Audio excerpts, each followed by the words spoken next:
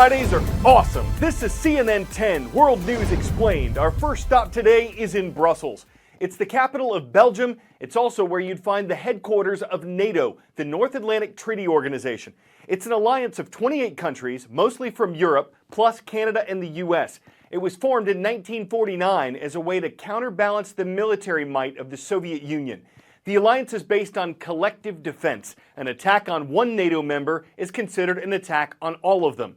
And that was invoked once in 2001 after the September 11th terrorist attacks on the U.S. Troops from other NATO members served in the resulting war in Afghanistan. But there's a sore spot between the U.S. and NATO. Alliance members agree to spend 2% of their gross domestic product on their militaries. It's a guideline. They're not penalized if they don't. But America has consistently met that target, while most other NATO countries haven't. President Donald Trump brought this up yesterday on his visit to Brussels. 23 of the 28 member nations are still not paying what they should be paying and what they are supposed to be paying for their defense. NATO's website says the organization as a whole does over-rely on the U.S. for providing some of NATO's essential military capabilities. And President Trump's comments likely troubled some NATO leaders, partly because he's questioned NATO's effectiveness in the past, and partly because he didn't promise yesterday that the U.S. would stick to its NATO commitments.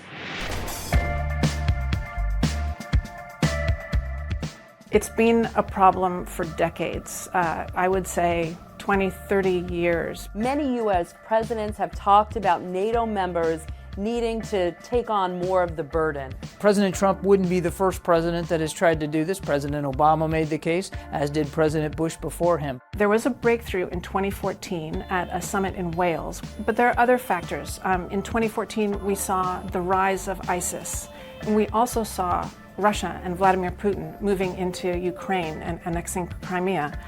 And those things really, really scared people in Europe. It was a huge incentive to spend more so that they can defend themselves. It's a struggle because many European countries are having their own domestic economic woes that are limiting their ability to spend on defense. President Trump has really made this a cornerstone of his campaign, certainly, and now of his foreign policy, and is even threatening to withdraw from the alliance if the U.S., if other countries don't pay more. I think he has put the fear of God into some countries. With a lot of his rhetoric during the campaign, he was very equivocal about whether the U.S. needs NATO, and I think that unsettled people. His bellicose nature has certainly reignited the flame, but that flame was already burning.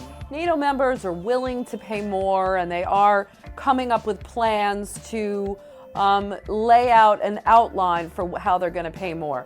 The U.S. wants them to commit to a 10-year plan. A lot of countries aren't ready to do that. It's going to be a constant balancing act for them, and quite frankly for the Trump administration going forward. 10-second trivia. Which of these events occurs on June 1st? Summer solstice, vernal equinox, hurricane season begins, or wildfire season begins? June 1st is the official beginning, and November 30th is the official end of the Atlantic hurricane season. These storms can form at any time. That window is just when they're most likely. And this year, NOAA, the National Oceanic and Atmospheric Administration, is predicting an above-normal Atlantic hurricane season with between 11 and 17 named storms, 5 to 9 hurricanes, and 2 to 4 major hurricanes. Why? NOAA expects sea surface temperatures to be average or above average, and it doesn't expect a lot of vertical wind shear, which can weaken hurricanes. Forecasting these storms is not an exact science. Experts at Colorado State University predicted a season with slightly below average activity. The U.S. hasn't had a major hurricane make landfall since 2005. That's a record amount of time.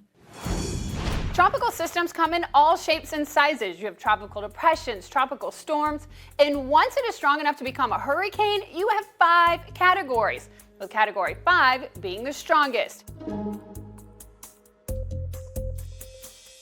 The states most frequently hit by a hurricane: Florida, Louisiana, and Texas. But as much as we know about hurricanes, forecasting them is still a challenge. Just as we name each storm has its own personality. Like Katrina in 2005, which intensified rapidly overnight, going from a Category 3 to a Category 5. It became the fourth most intense hurricane on record as of that time. And the forecast track can change dramatically, like Erica in 2015. Or a system that can be viewed as relatively weak, like a tropical storm, could end up like Tropical Storm Allison in 2001. The remnants of the storm stalled over southeast Texas, dumping 35 inches of rain over Houston in just 5 days. The storm became the first non-hurricane to have its name retired. According to InsideEVs.com, which covers news about electric vehicles and tracks their sales, there was a dip in the average number of electric cars sold in the U.S. between March and April. Still, for the first 4 months of this year, EV sales have been higher across the board than they were last year. Is that a sign of things to come? For the past 100 years or more, Americans have mostly bought cars, filled them with gasoline, and driven them places. Get ready for all that to change. First, electric cars are coming on strong. Batteries are now better and cheaper to make. The Chevrolet Bolt and soon the Tesla Model 3 both get more than 200 miles of range for under $40,000. They promise to make practical electric cars accessible to the masses. At the same time, advances in computers, software, and sensors are bringing the dream of self-driving cars to reality. Already, many luxury models can largely drive themselves on highways and in stop-and-go traffic. That's easy stuff, though. The real challenge is driving on city streets and in suburbs where there are complex intersections and pedestrians. Companies from both inside and outside the auto industry are working on those problems. Several automakers have promised to put self-driving cars on the road in just a few years. They'll probably show up in fleets at first. Think self-driving taxis with a driver at the wheel. Once cars can drive themselves, car sharing becomes much more attractive. After all, if your car doesn't need you to drive it, why just let it sit in a parking space all day? For that matter, why buy a car at all, when you can cheaply ride in one that's just driving around on its own anyway? With all this going on, it's no wonder automakers and auto industry investors are nervous about which companies will come out on top when the future finally arrives. And it's arriving fast.